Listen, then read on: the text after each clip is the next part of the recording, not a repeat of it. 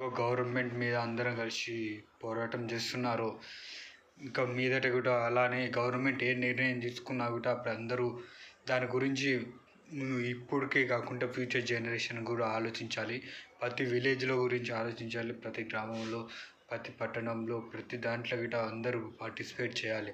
ఎందుకంటే ఇది మనకు ఒక్కరి కోసమే కాదు, అందరి ఫ్యూచర్ జనరేషన్ కోసం కూడా కాబట్టి అందరూ దీనిలో పార్టిసిపేట్గా ఉండాలి అని నేను కోరుకుంటున్నాను. ఎందుకంటే ఇప్పుడు మన ఒక్కరి కోసం అని కాకుండా అందరి కోసం కదా ఆ పథకాలు అనేవి నిర్ణయిస్తుంది. మనందరం ఆ పథకం మీద, ఆ స్కీమ్ మీద ప్రతి ఒక్కరి మీద ఎఫెక్ట్ అవుతాం కాబట్టి ప్రతి అందరికీ మీద ఇంపాక్ట్ కలుగుతుంది కాబట్టి ఈ స్టేట్ అని కాదు, సెంటర్ అయినా కూడా అందరూ కలిసి దాన్ని ఎదుర్కొని మనకి కావాల్సిన విధంగా, అంటే సమాన విధంగా ఇప్పటికీ భవిష్యత్ తరానికి కూడా పనికొచ్చే విధంగా పోరాటం చేయాలి.